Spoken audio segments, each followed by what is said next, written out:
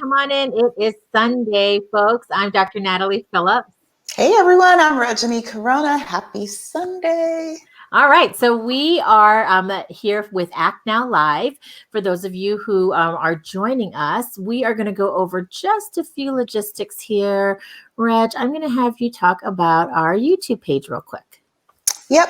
So we have a YouTube page. We're super excited to have a YouTube page, and we'd be even more excited if you guys go out, check it out, subscribe, and make sure that you hit that notification bell so that when we release videos, you'll get notified. All right. Okay, so we are just getting some people in here, and I'm going to put our banner back up here. So today we wanted to talk and spend some time just kind of talking about just being a super connector, a power connector. We were thinking about, again, going into 2021, what some of the things that you might need, some tools that you might need. We had a great chance. If you missed our last show, if you missed our week of just posting about different tools and resources that might be helpful, that were helpful for Reg and I. Some people also actually shared some tools in our private group of what they used. So it's really kind of cool. But today we wanted to talk a little bit more about networking and, the importance of networking. And for some people, maybe it's hard. You don't really know what to do. What when you meet somebody, what will be the next step? Like, should I do this? Should I not do this? And so Reg and I wanted to spend some time just talking a little bit more about networking, both virtually and in person. I know that a lot of events now, we're doing a lot more virtual, and we want to talk about a process because we want to see what you think. So if you're joining us, let us know. Do you think that connecting in person is the same as connecting virtually, like the process, thinking about like what you do? So I'm going to ask that question and have people put up here in the comments as you're coming in watching. If you think that connecting in person is the same or should be the same sort of process as connecting virtually. So Reg, what do you think? Well, I think that yes, especially now.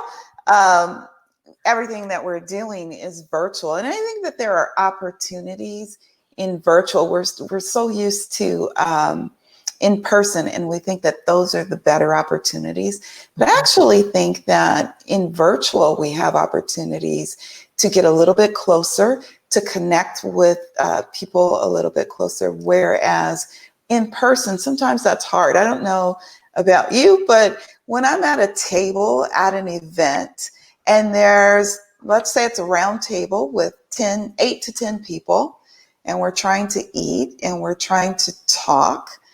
It is almost impossible to have a conversation with anyone other than the person to your left and the person to your right.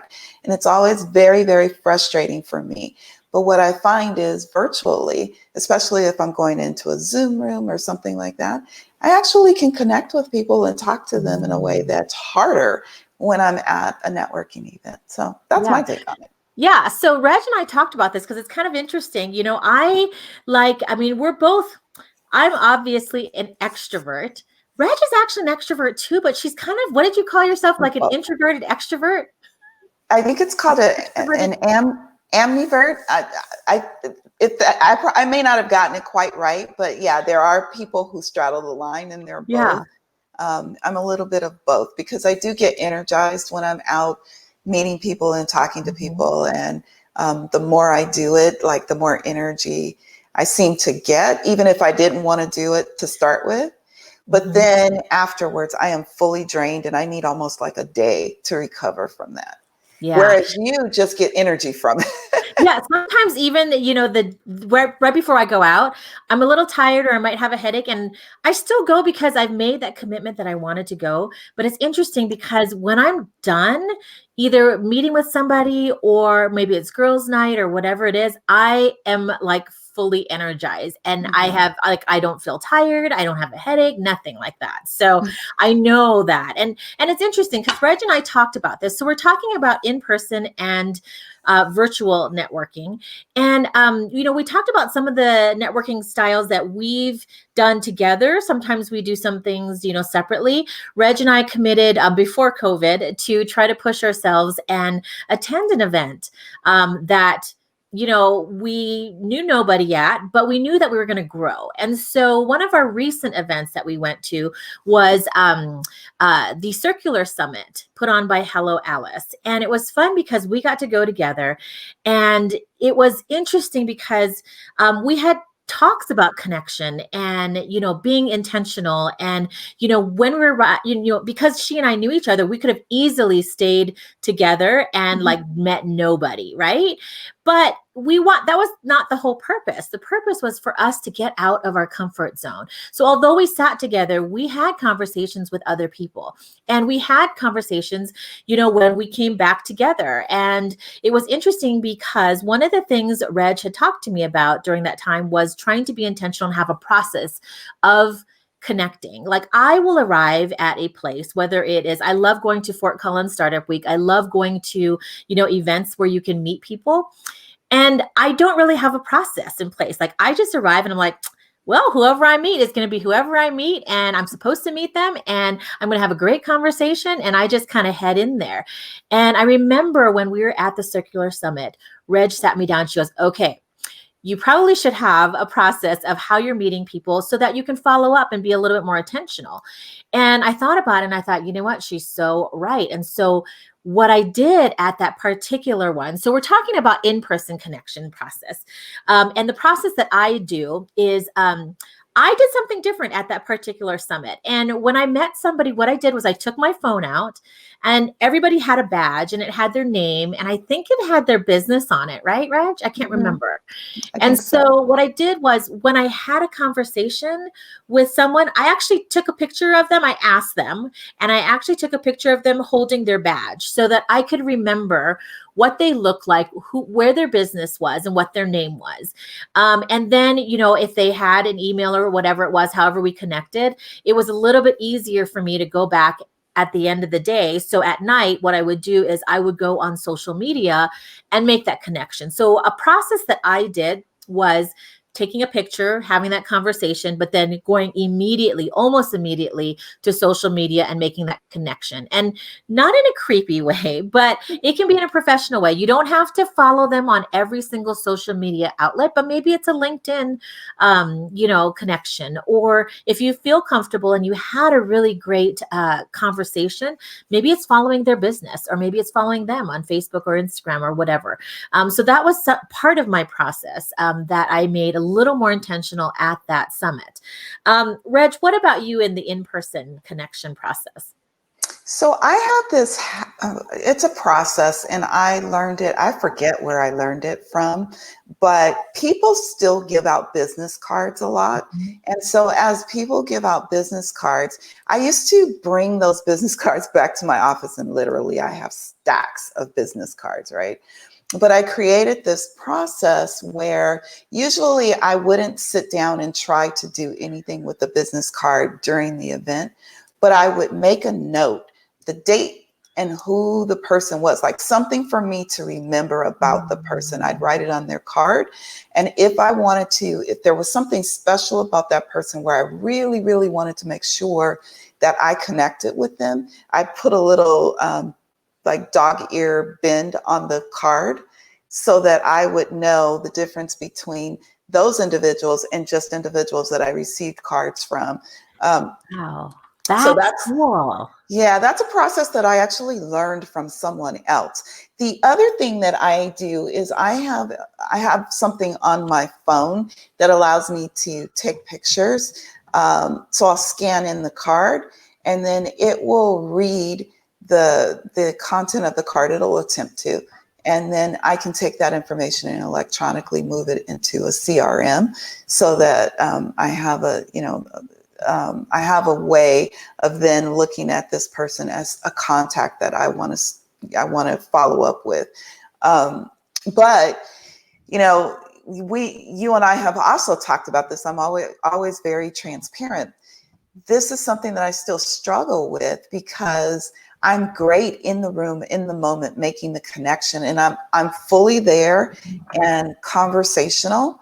The moment I'm done, when I leave for the day, if I don't have a process in place to follow up even more, it gets lost, and I don't stay connected with those individuals. But so I still falter in that, but the process that I do have is a good one. It will work if you follow through with all of the steps. So Yeah. Hello, Susan. It's good to see you. Thank you for joining. She's a fellow hearing professional. And so I wanted hi, to just say Susan. hello. So I'm writing some notes because I wanted to also remember, and I think it's really good. So, we talked so far about an in-person connection process. That's what we're talking through. And some of the things that both Reg and I do. What I said was I take a picture of the person and their badge so that I can remember them. Making a connection on social media is after, maybe I'll go home or go back to the hotel that night and do that, or maybe the next day, or as I'm going home on the plane or something like that is when I start to make all my connections by social media as well. Reg had talked about some really cool things, taking the business cards and writing down something interesting that you remember about them.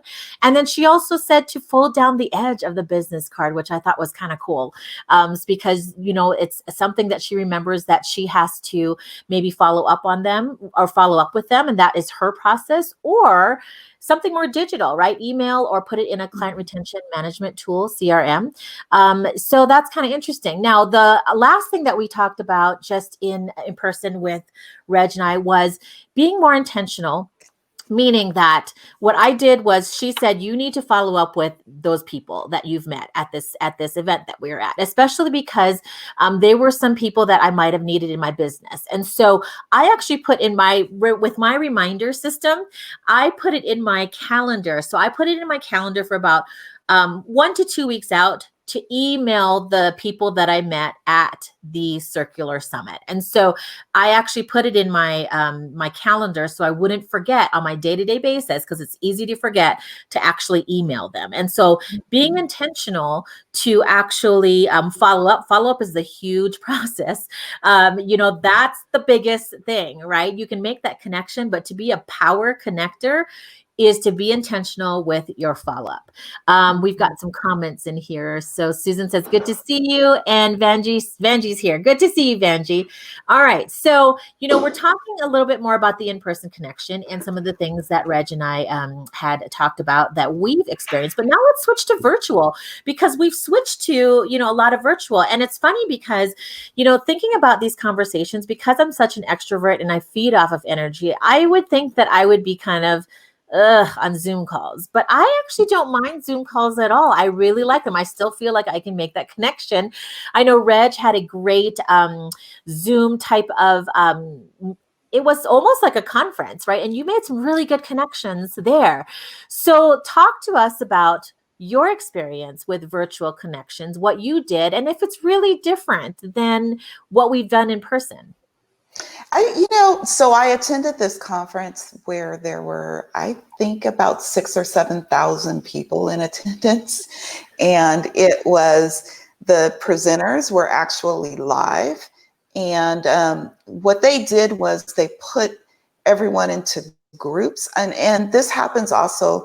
I'm part of Brendan Burchard's coaching program, and he does the same thing. They take like a certain number of people, put them into a breakout room. Actually, they're in this group together. So you're in a group of your own. So maybe in that case, there were like 6,000 or 7,000 people, but there were only about 300 people per group. And then, so you could see everyone in your group, and everyone in the group is chatting. They're getting to know each other. They're exchanging information, mostly social media information.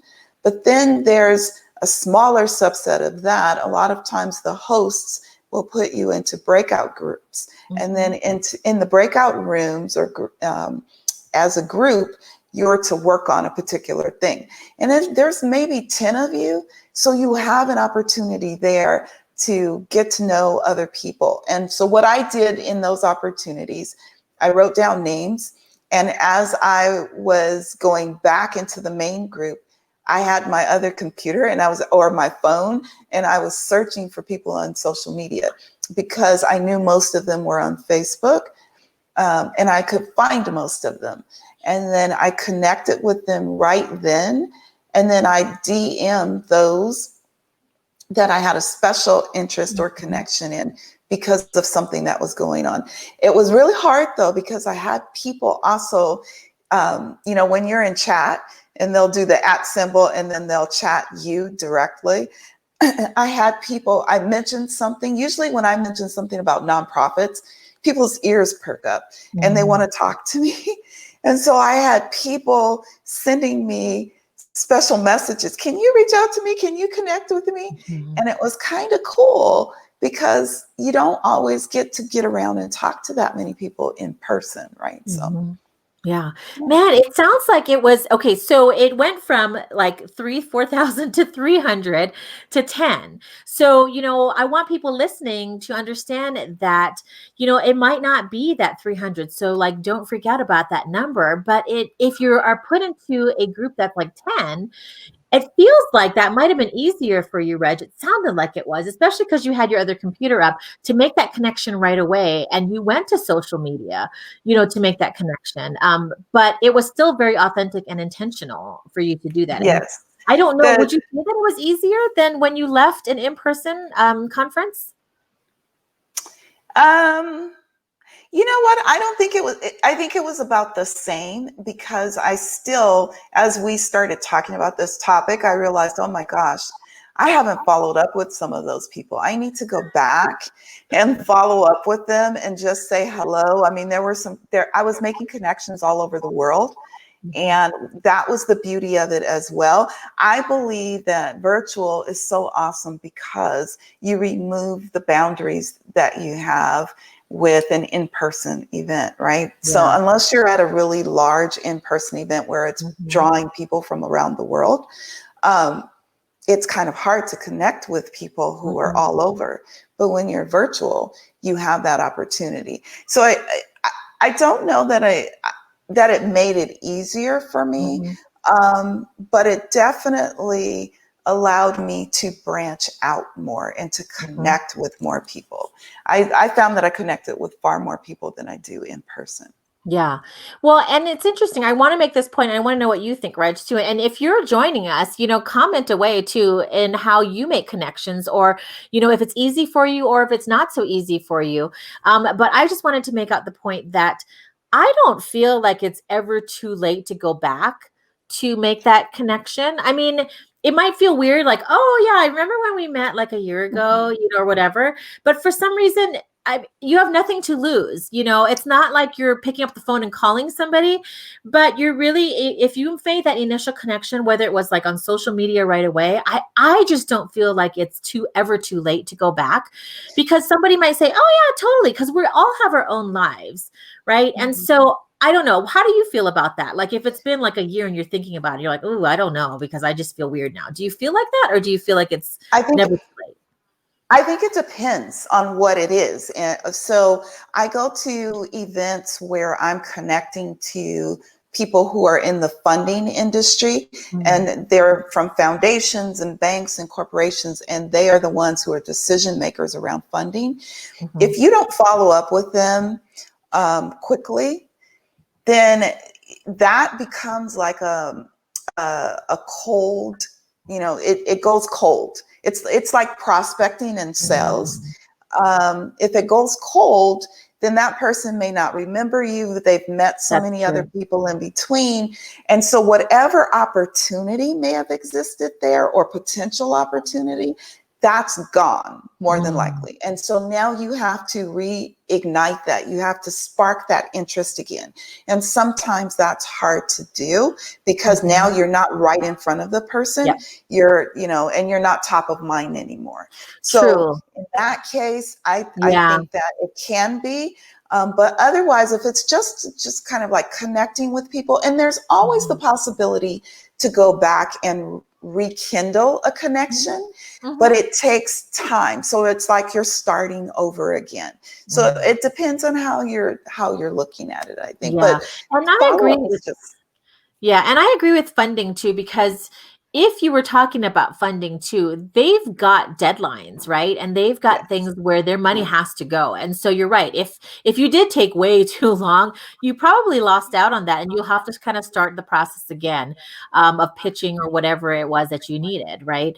Whether Yes. it's even grants for nonprofits. And so you're right on that case. Then I would think that that would be a little bit harder. Not saying that it's out of the you know, It's not impossible. no, It's just no, you have to work a little bit harder at it, and yeah. you have to become top of mind again with them. Mhm. You have to remind them. And the same could be true if you're trying to connect with someone as a resource, or if if you're in a situation where people know that they're coming together to network and build prospects and leads. Same Mhm. thing. If you let that go cold, you don't. So I've always been taught that you need to follow up within the first 48 hours. And if you don't, then you lose that immediate opportunity. But it's not too late to still follow up. You just may not get the same result. And Right. as long as you know that, Exactly. that's Mhm. okay. But it really helps to have a solid process in place. And I know for me, as we've been talking about this, I've been saying, okay, 2021 is my year. Multiply is my word. And in order to multiply my relationships and increase my network, I have to follow up with people consistently. And Mhm. that means that I have to have a process to make that happen. And one of the things we didn't talk about that I think is important, even if you don't have tech tools or other things to Mhm. help you, if you just have stored somewhere in your email or even in a Word document or a Google document, snippets of things that you would normally say in an email or even a DM message that you're going to send to someone, so that you don't have to think about it all of the time. Mm. You just know, okay, this is what I would normally say. Let me take this snippet and put some more personalized things around it. And then it speeds up the process. That's like a little hack that I learned a long time ago to help. I like that a lot. So I'm going to type this in here. Okay, so we've talked a lot about both in-person connection process and the virtual connection process. We actually have somebody here, Rad. She's a friend of mine here, but she says, I definitely believe virtual visits have been a lot easier for me, whether it is catching up with friends, family, and even doing work meetings. I think I'm more of an introvert, and those meetings allowed me to join and be a part of it.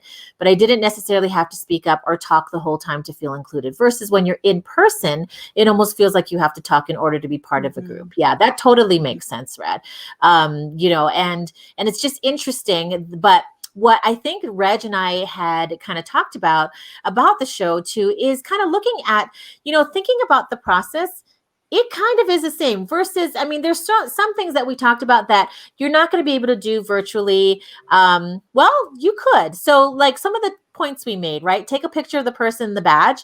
Technically, you could, because even if you were on a Zoom call, you could take a screenshot, right? Or you Mhm. could, and then cut it out, and then you remember that person's name and their picture right Yes. there. So if you had that smaller group, like what Reg was talking about it, you could still take a picture of that person and that badge.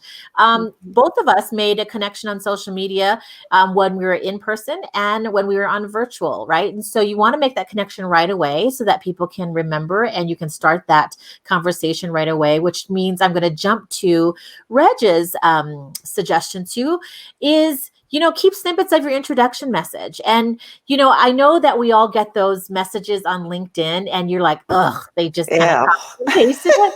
But try, it doesn't mean you have to copy and paste it and use it like that. You can copy and paste it. The general gist of your introduction message is there, but do what Reg said. I love what she did. You can either take your business cards if you're in person and write something down interesting about that person that you remember, or jot it down in that snippet and make it more personal. So whenever you're trying to connect, you want to make that personal connection. Whatever it was, maybe they were talking on Zoom and they were talking about their dog, or I have no idea, or their dog was barking or something while they were introducing their business or something like that.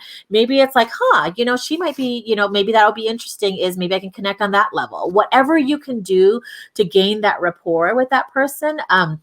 And maybe something that you can just start asking questions about.